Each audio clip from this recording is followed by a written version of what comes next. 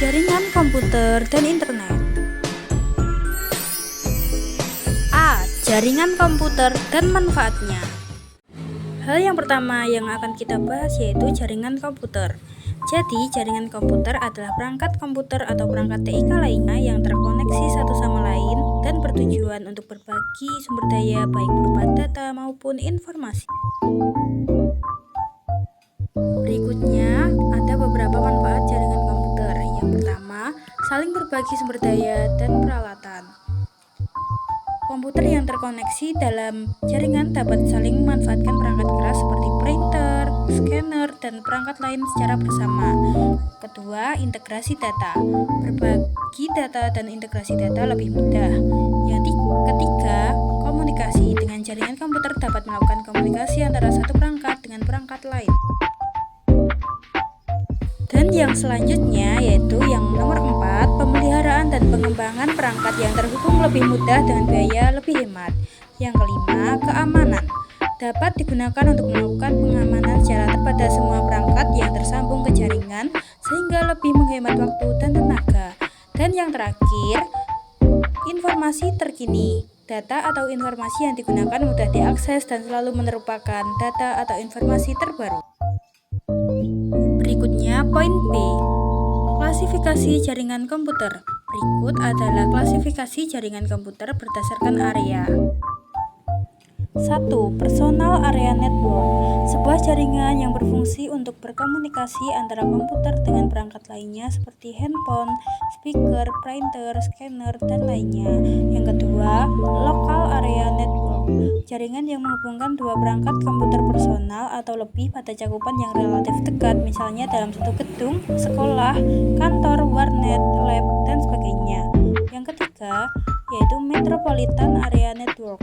Jaringan yang luasnya bisa mencakup satu kota dan sekitarnya. Contohnya adalah sistem telepon rumah dan jaringan relay internet service provider.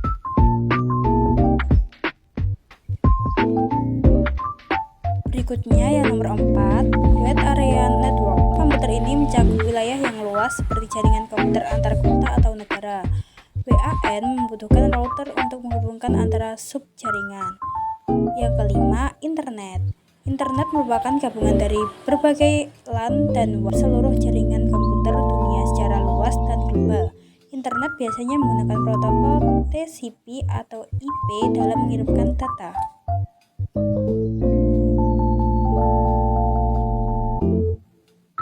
Poin C. Topologi jaringan. Topologi dapat dikatakan sebagai struktur atau arsitektur fisik. Topologi jaringan komputer merupakan cara menyambungkan satu komputer dengan komputer. Dalam sebuah jaringan komputer, jenis topologi yang digunakan akan berpengaruh terhadap kecepatan serta efisiensi dalam berkomunikasi.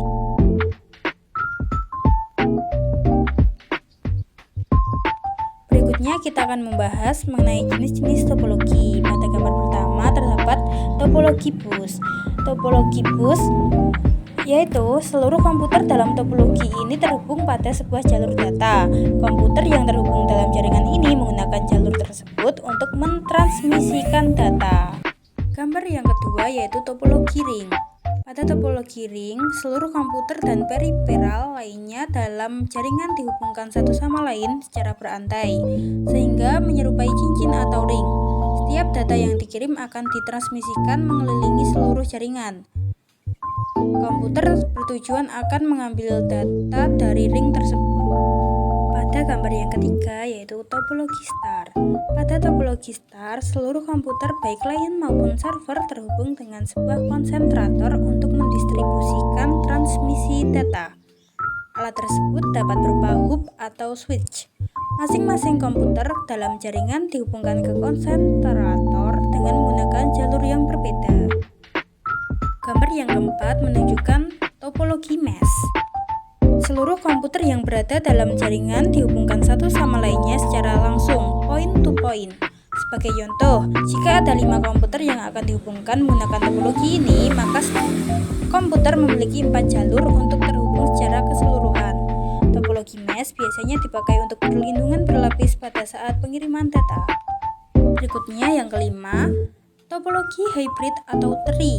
Topologi ini disebut hybrid dikarenakan beberapa topologi dihubungkan oleh sebuah topologi bus sebagai jalur utama untuk melakukan komunikasi data antar jaringan lokal.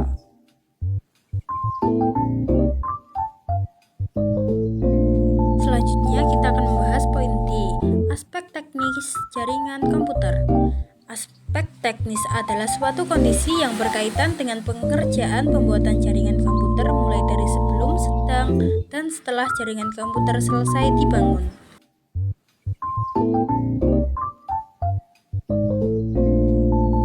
Aspek teknisnya meliputi 1. Analisis kebutuhan. Pembangunan suatu jaringan komputer harus dianalisis terlebih dahulu, sejauh dan sebesar apa kebutuhannya. Yang kedua, biaya. Pembangunan suatu jaringan komputer perlu disesuaikan dengan ketersediaan biaya. Tujuannya adalah ketepatan antara biaya dengan sebuah jaringan komputer yang akan dibangun. Yang ketiga yaitu skala. Aspek skala ini terkait dengan luas ruangan atau bangunan yang akan disediakan jaringan komputer di dalamnya serta terkait juga dengan keluasan pemakaiannya. Yang keempat, lokasi. Aspek lokasi ini terkait dengan posisi atau tempat pembangunan jaringan komputer. Apakah jaringan dalam satu lantai, antar lantai, atau antar gedung. Yang kelima, yaitu kondisi atau keadaan. Kondisi tertentu akan muncul jika terjadi kendala atau ketidaksesuaian antara rencana dengan pelaksanaan di lapangan. Aspek ini harus diperhatikan karena menyangkut biaya pembangunan jaringan komputer. Yang keenam yaitu konfigurasi. Konfigurasi jaringan komputer menjadi aspek penting yang harus dilakukan agar jaringan komputer dapat digunakan sesuai dengan tujuan pembangunannya dan berfungsi dengan baik. Yang ketujuh yaitu keamanan. Aspek keamanan jaringan komputer juga harus diperhatikan baik dari sisi keselamatan maupun dari kehilangan dan kerusakan. Aspek ini harus diperhatikan karena terkait dengan ketahanan dari jaringan komputer yang dibangun. 8. Integrasi. Integrasi dengan perangkat lain atau jaringan komputer lain bisa jadi selalu ada. Maka kemampuan integrasi jaringan komputer yang dibangun tersebut harus disediakan infrastrukturnya. Yang kesembilan yaitu topologi yang tepat. Aspek ini menjadi salah satu dasar yang penting dalam pembangunan jaringan komputer. Topologi yang tepat harus mampu menjawab kebutuhan yang direncanakan dari awal pembangunan. Yang ke-10, pengelolaan dan pemeliharaan.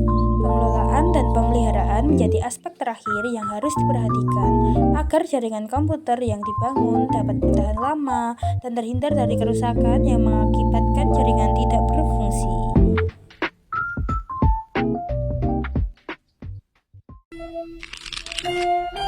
Sekian presentasi dari saya, Anggi Sulistiawati.